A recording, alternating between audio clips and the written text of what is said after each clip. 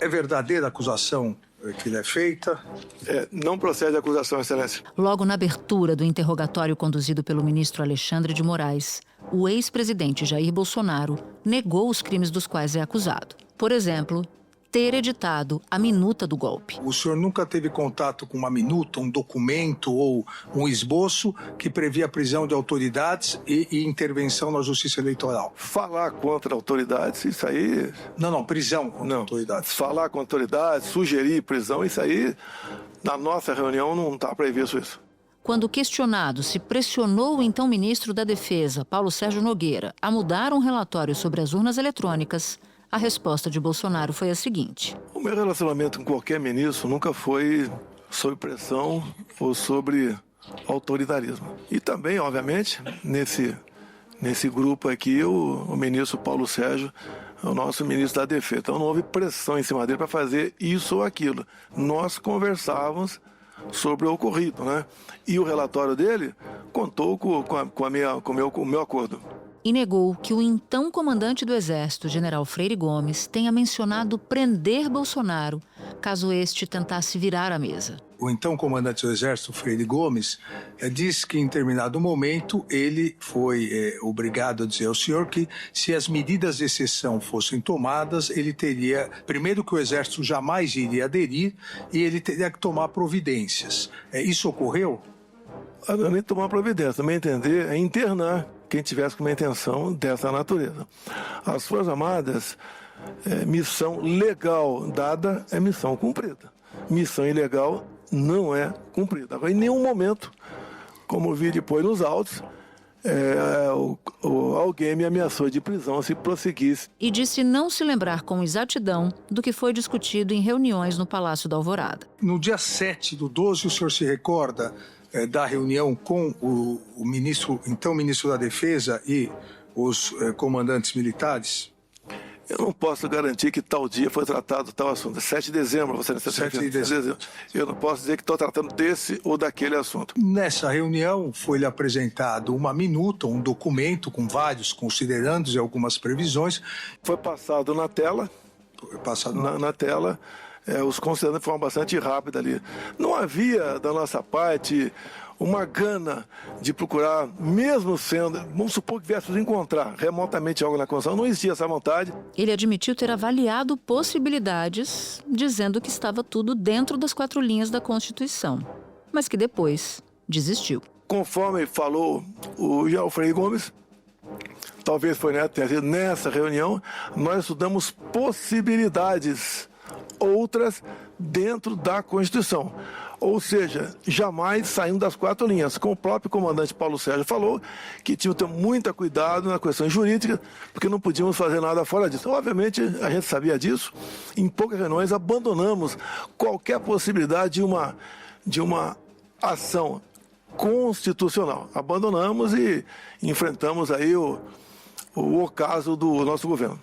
O sentimento de todo mundo é que não tínhamos mais nada que fazer. A sessão até que começou tensa depois de Moraes ter negado um pedido da defesa para exibir vídeos durante a fala de Bolsonaro. Moraes disse que aquele não era o momento de apresentar provas, mas sim de apenas ouvir os réus. Depois o clima mudou completamente, ficando bem ameno. Em dado momento, Bolsonaro chegou a arrancar risada de parte dos presentes ao se dirigir a Alexandre de Moraes. E o esperado embate entre réu e relator não se confirmou. Se ele permitir, logicamente, eu posso mandar umas imagens para o senhor aqui, como é que o povo nos trata a gente na rua, tá? Eu declino. Declino, sim, senhor. Posso fazer uma brincadeira? O senhor sabe. Respeito. Eu perguntaria aos seus advogados antes. Eu gostaria de convidá-lo para ser meu vice em 26. É isso aí. Eu declino novamente. Meu ministro. Desculpa aqui. Da redação do G1, eu sou Natuza Neri e o assunto hoje é Jair Bolsonaro e Alexandre de Moraes, cara a cara. Um episódio para entender os principais pontos do interrogatório do ex-presidente, o que ele revela sobre as estratégias da defesa e sobre os rumos do julgamento da tentativa de golpe. Minhas convidadas são Vera Magalhães, colunista do jornal O Globo, âncora na rádio CBN e apresentadora do programa Roda Viva da TV Cultura. e Heloísa Machado, professora da Faculdade de Direito da FGV em São Paulo e coordenadora do Grupo de Pesquisa Suprema em Pauta. Quarta-feira, 11 de junho. Vera, a gente testemunhou nesta terça-feira um fato histórico. Um ex-presidente da República sentado no banco dos réus, sendo interrogado por uma tentativa de golpe de Estado. Foram cerca de 2 horas o depoimento de Bolsonaro, mais rápido até do que eu imaginava. Qual é o seu parecer, Vera, sobre o depoimento de Jair Messias Bolsonaro? Ele se complicou, ele ficou no 0-0, ele conseguiu melhorar a condição dele? Eu acho que claramente não conseguiu melhorar a condição dele, Natuza, embora ele tenha procurado sempre se manter tranquilo, não ser agressivo com o ministro Alexandre de Moraes, até pelo contrário, procurou fazer algumas brincadeiras para quebrar o gelo, mas eu oscilo entre dizer que ele permaneceu na mesma, que já era uma situação grave, de uma condenação iminente, ou que ele até mesmo se complicou, porque ele acabou, mesmo hesitando, mesmo tentando tergiversar, confirmando os pontos que mais o incriminam. Ter participado de reuniões com o ministro da Defesa e os comandantes das forças, em que foram discutidas possibilidades para não passar a faixa ele não passou mesmo, mas não passar o cargo para o presidente Lula, para tentar contestar o resultado das urnas, e também que ele viu uma minuta, ou que ele viu pelo menos uma minuta das várias que circularam ali no governo, e que isso foi exibido numa tela durante uma reunião com várias autoridades. Então, isso já tem uma gravidade extrema, inaudita. A reunião ministerial, da qual ele não faz nenhum reparo, o que ele parece mais lamentar é o fato dela ter sido gravada quando não era para ter sido gravada, aquela reunião ministerial que aconteceu na sala principal de reuniões do Palácio do Planalto em julho de 2022 e que tem também ela vários componentes ali de conspiração, porque muitas das autoridades presentes aventam possibilidades antes e depois da eleição para se tumultuar o processo, até impedir que houvesse eleição, depois o resultado, etc. Ele também não nega nada. Eu acho que as admissões que ele faz, mesmo com as ressalvas de que se tratavam de arroubos retóricos e que nada foi efetivado, corroboram as provas reunidas pela Polícia Federal e o depoimento do réu colaborador, que é o seu ex-ajudante de ordens, o tenente-coronel Mauro Cid. Então, se ele não piorou a situação, que já era muito grave, ele permaneceu na mesma, não conseguiu nenhuma atenuante para a sua situação, a meu ver. Teve um momento da fala dele que ele diz assim, que o golpe seria fácil de começar. O after day seria danoso para todo mundo. O golpe até seria fácil começar. O after day que é simplesmente imprevisível e danoso para todo mundo. O Brasil não poderia passar por uma experiência dessa. E não foi sequer cogitado essa hipótese de golpe no meu governo. No entanto, Bolsonaro admite ter conversado e, portanto, cogitado instrumentos como estado de sítio, estado de defesa e até mesmo GLO. Para Bolsonaro, como isso está previsto na Constituição, não seria um indicativo de tentativa de golpe. Mas para a acusação, o fato dele discutir aquilo depois de ter perdido uma eleição, quando não havia na sociedade nada que exigisse medidas extremas assim, já seria, sim, um indicativo dessa preparação e execução para um golpe de Estado. O que te parece? Me parece que sim, e aí na fala dele, mas também na do general Heleno, fica muito patente um certo inconformismo com as limitações que eram trazidas pelo próprio texto constitucional, mas também com a falta de adesão por parte das Forças Armadas. Porque se você discute essas minutas, se entre essas minutas consta a possibilidade de decretação de um estado de sítio, se você testa com os comandantes das forças a adesão que haveria em cada uma delas para caminhar com o presidente, ele volta a repetir aquela coisa que ele adora, de que ele era o comandante supremo das Forças Armadas, etc. Se você faz tudo isso e não encontra respaldo, você vai se deparando com encruzilhadas, com um labirinto que não tem saída. Eles demonstram no depoimento claramente um inconformismo, uma decepção com essa situação, a ponto de os dois usarem uma expressão que para mim é matadora desse estado de coisas, que é que não havia clima na sociedade. Seria correto afirmar que o senhor jamais defendeu qualquer atitude ilegal? Realmente não havia oportunidade. Na ponta da linha é que teriam outras instituições envolvidas. Agora, não tinha clima, não tinha oportunidade, não tínhamos uma base minimamente sólida para se fazer qualquer coisa. Para você chegar à conclusão que não havia clima, é porque você testou, é porque você ponderou, é porque você chegou a considerar.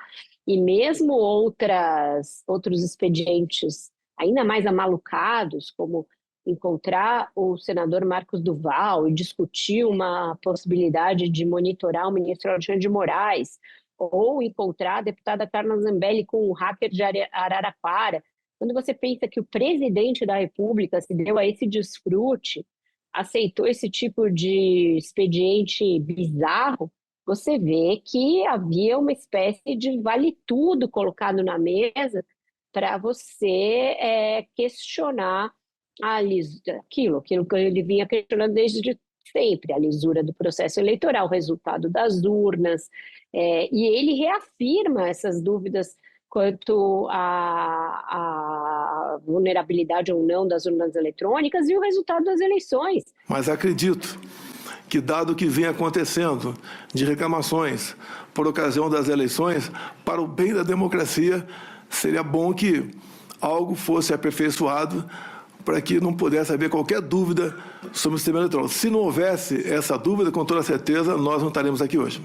Na verdade, não há nenhuma dúvida sobre o sistema eletrônico e esse inquérito não tem absolutamente nada a ver com as urnas eletrônicas, absolutamente nada.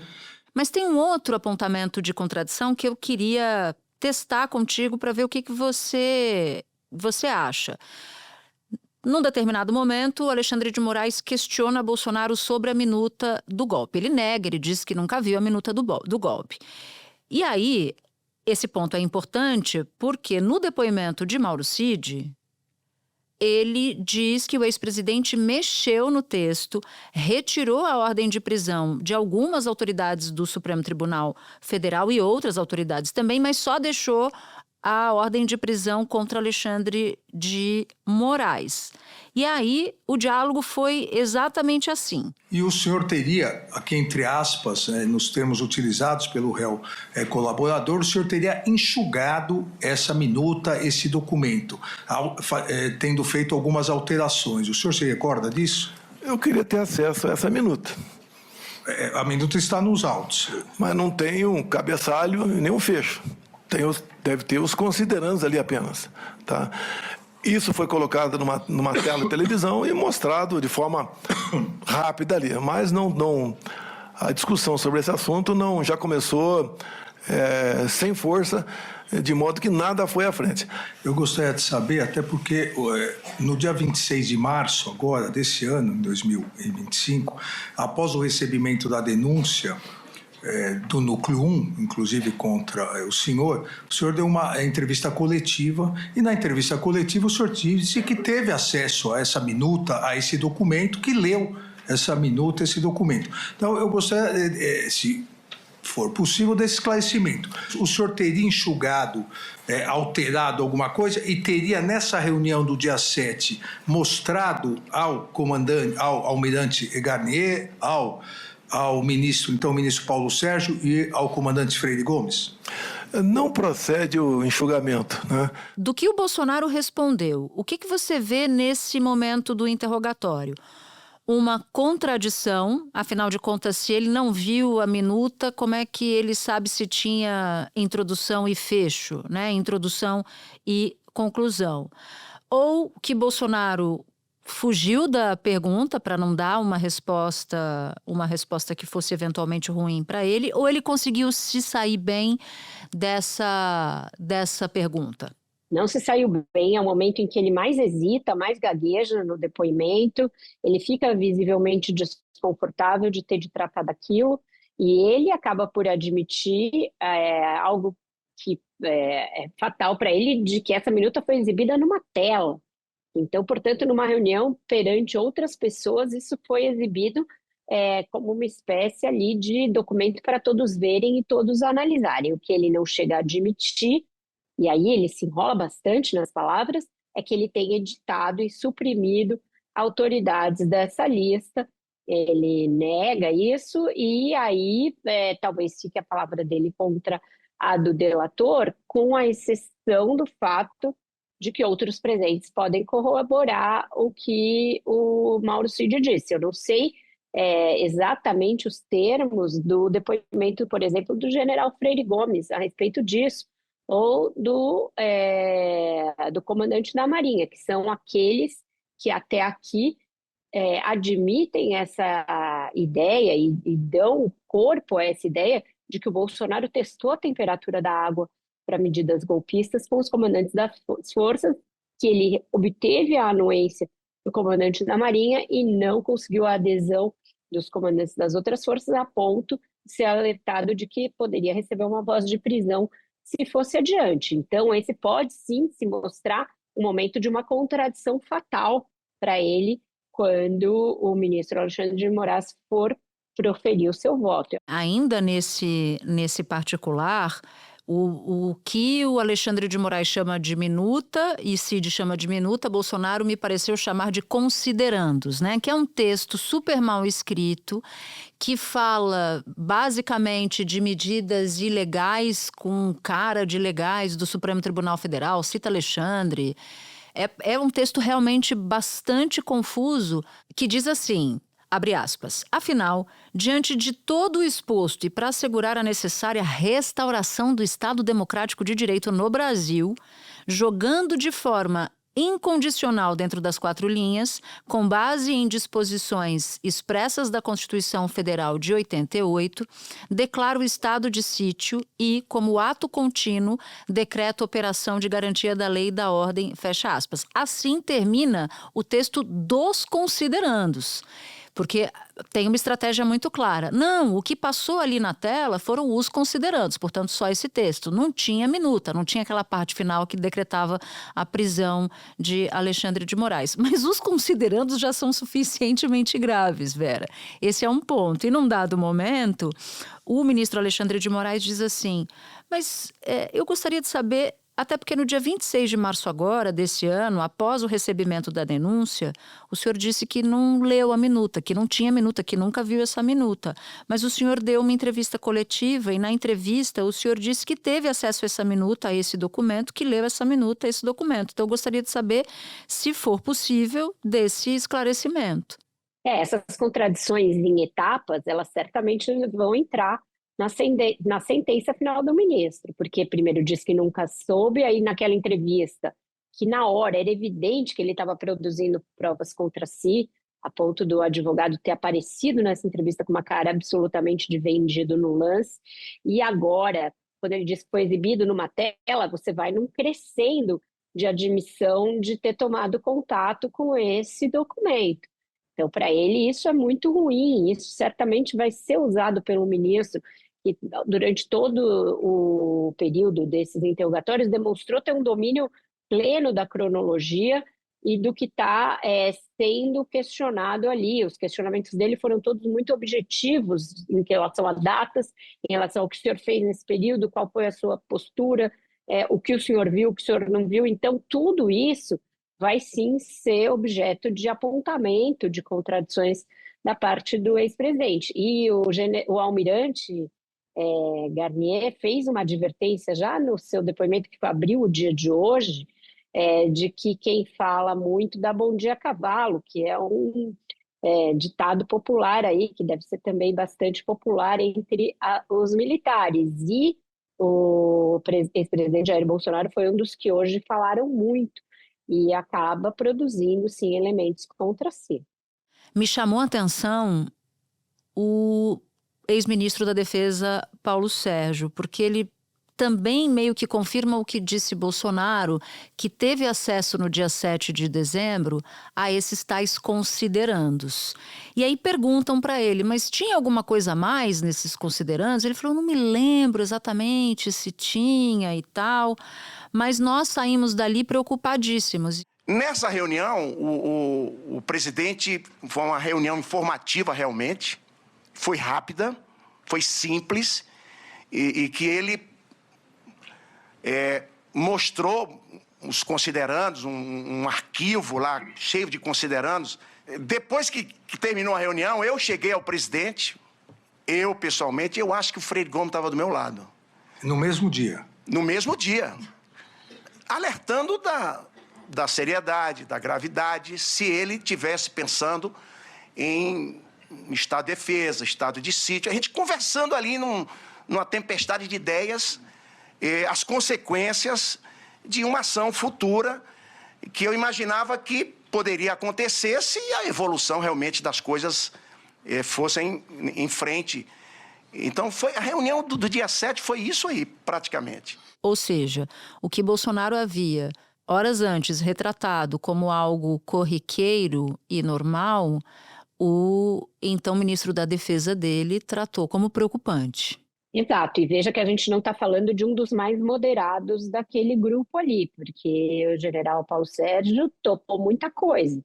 Topou fazer parte ali da comissão de transparência criada pelo TSE para analisar as urnas eletrônicas, topou segurar um relatório dizendo que eles não haviam encontrado nenhuma fraude possível, topou fazer um adendo ao relatório, mesmo depois da sua publicação de que não tinha fraude confirmada, mas que isso não eximia o sistema de ter fraudes no futuro.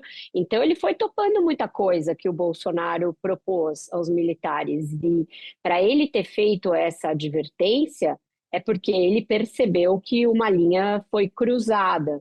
O que me parece é que ele quer se dissociar dos que estão mais complicados ali nessa reunião, que são o Bolsonaro e o almirante Garnier, e se filiar à corrente do general Freire Gomes e do almirante Batista Júnior, que são os que desde o início dizem, olha, a gente não vai embarcar nessa aventura golpista, e que até, segundo consta, advertiram que o Bolsonaro poderia ser preso se insistisse naquele caminho. Vera, para finalizar, Bolsonaro diz que não incentivou o 8 de janeiro, em hipótese alguma, chegou a classificar como malucos aqueles que estavam nos acampamentos defendendo a intervenção militar. Agora tem sempre os malucos ali que fica aquela ideia, né, de AI-5, intervenção militar, que as Forças Armadas, os chefes militares jamais iam embarcar nessa, porque o pessoal estava pedindo ali, até porque não cabia isso aí, e nós tocamos o barco, né?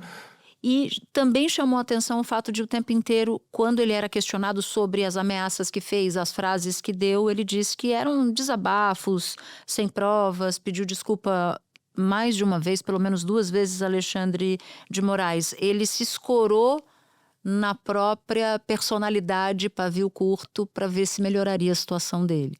Fez isso, eu acho que não tem nenhum efeito para fins judiciais, e pode complicá-lo numa outra seara da qual ele é muito cioso, que é com os seus apoiadores, né? Porque com esses ele gosta de jogar de tigrão, de fortão, daquele que encara. E essa postura bastante acuada, todo bonzinho com Alexandre de Moraes, e pedindo desculpas, etc., não coaduna com essa postura de eu sou o dono da direita, eu que vou dizer, eu que vou ser o candidato, eu vou fazer acontecer. O senhor disse, entre aspas, pessoal, perder uma eleição não tem problema nenhum. Nós não podemos perder a democracia numa eleição fraudada. Olha o Fachin, o cara não tem limite. E não vou falar que o Fachin está levando 30 milhões de dólares. Não vou falar isso aí. O que o Barroso está levando, 30 milhões de dólares. Não vou falar isso aí. Que o Alexandre de Moraes está levando 50 milhões de dólares. Quais eram os indícios que o senhor tinha que nós estaríamos levando 50 milhões, 30 milhões de dólares? Não tem indício nenhum, seu ministro. Tanto é que era uma reunião para não ser gravada, um desabafo, uma retórica que eu usei. Se fosse outros 3 ocupando, teria falado a mesma coisa. Então, me desculpem, não tinha essa intenção de acusar de qualquer desvio de conduta dos senhores 3. Então, eu acho que ele está num daqueles momentos de oscilação entre esses dois perfis, o de vítima e o do cara que encara tudo, que ele já teve em outras situações, como no 7 de setembro de 2021, por exemplo, em que ele disse que não ia cumprir a ordem judicial. Depois, a pedido do ex-presidente Michel Temer, ele fez uma cartinha ajoelhando no milho diante do mesmo Alexandre de Moraes. Então, se ele tinha alguma expectativa de que isso possa resultar, até me mandaram uma mensagem durante, ele pode estar querendo buscar ali um perdão em tempo hábil, tal, arrependimento eficaz, é o Instituto Jurídico. Acho que isso não vai ter efeito nenhum. E também acho que pode ser bastante prejudicial para a imagem que ele gosta de cultivar junto aos seus seguidores mais radicalizados. Quanto aos demais depoimentos, Almir Garnier, ex-comandante da Marinha, Anderson Torres, ex-ministro da Justiça, Augusto Heleno, ex-ministro do GSI, o próprio Paulo Sérgio, que eu acabei de citar, Walter Braga Neto, você destaca algum momento em particular que tenha te chamado a atenção? Olha, acho que todo mundo está no sal. Eu acho que esse núcleo aí vai ser tipo a música da Elis: cai o rei de ouros, cai o rei de paus, cai o rei de espadas, cai não fica nada, não vai salvar ninguém, todo mundo vai ser condenado. Mas aquele que me pareceu mais bem embasado e bem orientado pela sua defesa e que foi quem menos se complicou, é um dos mais radicais de todos, que foi o Almirante Garnier. Ele estava muito bem brifado, foi ali muito técnico na sua defesa, procurou se mostrar como um militar acima de qualquer viés ideológico, que é uma loucura para quem sabe do seu histórico ali, de bolsonarista empedernido, e o seu advogado também foi hábil nas perguntas que lhe fez, que é o ex-senador Demóstenes Torres. Depois dele, eu achei que foi um show de amadorismo geral. Achei que os advogados, apesar de haver ali uma banca bem estrelada, tiveram depois performances entre burocráticas e claramente histriônicas, e acho que ninguém vai se salvar. Mesmo o Almirante tentando posar ali de moderado, quando é um radical, que todo mundo sabe, também não vai se salvar porque se saiu bem no depoimento. E o general Heleno, né, que fica em silêncio para as perguntas de Alexandre de Moraes e responde às perguntas do advogado. E nem assim ele se livrou de um momento de quase derrapagem. O senhor, porventura, coordenou alguma ação da ABIN ou orientou a ABIN para que a agência produzisse relatórios e documentos com informações falsas sobre a eleição de 2022? De maneira nenhuma, não havia clima. Não, perfeito, general. O clima da ABIN era muito bom. Não, mas, general, a pergunta é só sim ou não, desculpa. O senhor coordenou ações da BIM, orientando para que a agência produzisse relatórios e documentos com informações falsas sobre a eleição? Não fui eu, general Heleno. Que fique nos anais aqui do Supremo. Foi o seu advogado. Sim, senhor. Obrigado, senhor ministro. É só um sim ou não, general. Ninguém entende exatamente o que ele disse, o que ele estava querendo dizer por não tinha clima, mas aí o advogado repreendeu e disse assim, não, resposta sim ou não. Exato, fica muito claro ali que eles estavam tentando mantê-lo no cercadinho, porque sabem que ele é imprevisível, que ele também tem momentos de destempero, que ele pode revelar o seu viés também radical, como já o fez em alguns momentos, como naquele palanque ainda, na campanha primeira do Bolsonaro, em que ele canta uma musiquinha ali contra o PT, etc. Então, mas mesmo assim ele revela esses aspectos de que ele era um dos que estavam preocupados com o destino do país caso o Lula ganhasse, etc., em vários momentos da sua fala. E muitas coisas que ele diz ali são fáceis de refutar, como ele disse que estava plenamente aberto para participar da transição, quando quem acompanhou sabe que houve, sim, vários problemas de transição entre o governo Bolsonaro e o governo Lula causados pelo GSI, que era comandado por ele. Vera Magalhães, muito obrigada por topar, depois desse dia de intensos interrogatórios, conversar aqui com a gente no assunto. Eu estou com um pouco de fome, como advogado do general Heleno, vou confessar, mas para você eu passo até fome. Obrigada. Beijo, tchau. Espera um pouquinho que eu já volto para falar com a Heloísa Machado. Heloísa, Bolsonaro levou a Constituição debaixo do braço para o inquérito.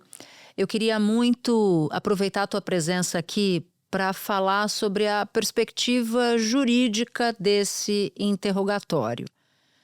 Qual é a tua avaliação sobre como se saiu Bolsonaro? Bom, num primeiro momento, é importante avaliar se nesse interrogatório ele teria conseguido refutar alguns fatos relevantes que são imputados pela Procuradoria-Geral da República e que caracterizam, ao menos por enquanto, os crimes de tentativa de golpe, de tentativa de abolição violenta do Estado Democrático de Direito. E olhando por essa perspectiva bastante técnica do processo penal, a gente pode concluir que esse interrogatório não foi capaz de refutar a existência desses fatos. Pelo contrário, algumas dessas informações foram até corroboradas ali no depoimento de Bolsonaro, seja em relação, de fato, ao conhecimento de uma discussão sobre minuta de golpe, seja também em relação às reuniões que aconteceram, os assuntos que eram tratados e as pessoas que estavam presentes. Então, da perspectiva da defesa, não houve nenhuma grande revelação no interrogatório que fosse capaz de alterar a narrativa que foi apresentada pela Procuradoria-Geral da República. Mas esse ponto que você traz, Natuza, relativa à maneira como ele encara as suas ações e fala sobre as suas ações como se elas estivessem dentro da Constituição, isso realmente precisa de uma análise mais detida. Porque ele repetiu por várias vezes, seja durante o seu mandato, seja no interrogatório, de que ele só agia dentro das 4 linhas da Constituição. E falou hoje, no seu depoimento, que chegou a avaliar com seus ministros, com o ministro da Defesa, se de fato era o caso de adotar um estado de sítio, um estado de defesa, ou alguma garantia de lei e ordem, uma GLO, em razão dos resultados eleitorais e da maneira pela qual o deslinde da eleição se deu, o tornando um derrotado. A ideia que alguns levantavam seria um estado de sítio, por exemplo. O senhor está dizendo que a cogitação, a conversa, o início dessa questão de estado de sítio, estado de defesa, teria sido em virtude da impossibilidade de recurso eleitoral, isso? Sim, senhor. E aqui a gente já percebe que ele tem uma leitura de fato muito equivocada da Constituição. Procurar algo na Constituição que permite romper com a ordem é uma tarefa em vão, porque a Constituição não permite que isso aconteça. Então, o que ficou bastante claro é que ele procurava, assim como em outras histórias de golpe no país, trazer um verniz de legalidade para um ato de ruptura e um ato autoritário. E isso praticamente foi confessado hoje no depoimento. Então, eu considero que esses interrogatórios, de maneira geral, foram bem negativos, na verdade, para todos os réus.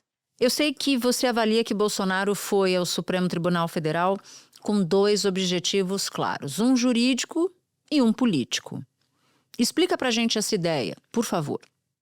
Durante o interrogatório, me parece que Bolsonaro tinha ali 2 missões, né? Uma missão de apresentar uma autodefesa e de apresentar sua versão dos fatos e, eventualmente, refutar algo que havia sido imputado pela Procuradoria-Geral da República, o que, na minha opinião, não aconteceu. Mas ele usou esse espaço do interrogatório também desde uma perspectiva política, falando claramente para os seus seguidores, corroborando alguma das suas posições, trazendo ali críticas ao atual governo, falando que conservadores como ele voltarão em breve ao poder.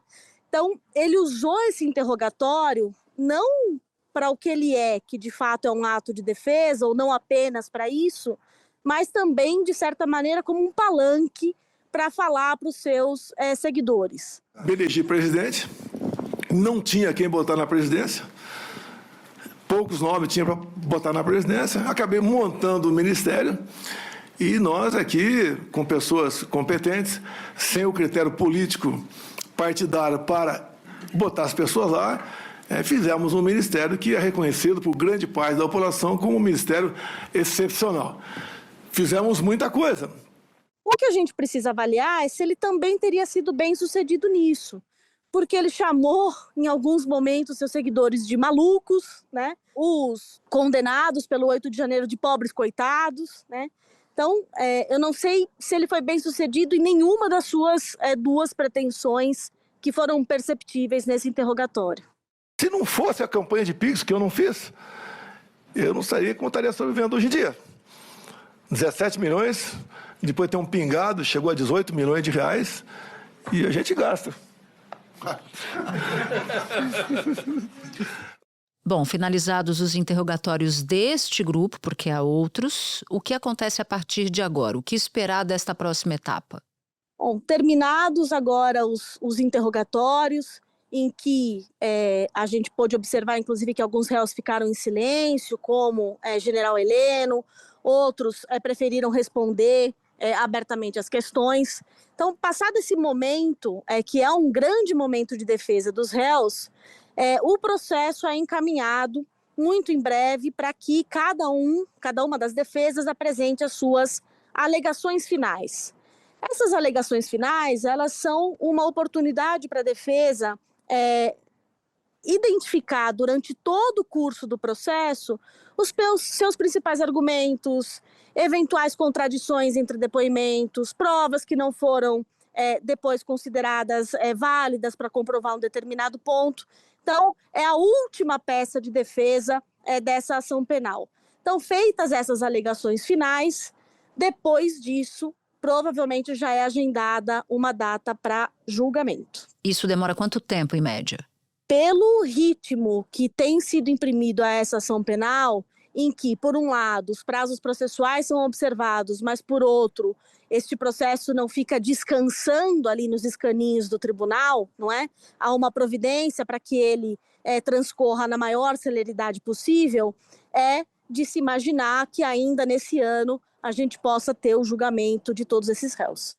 Professora Heloísa, muito obrigada por ter topado conversar com a gente hoje sobre essa fase de interrogatórios. Bom trabalho para você. Muito obrigada, foi um prazer.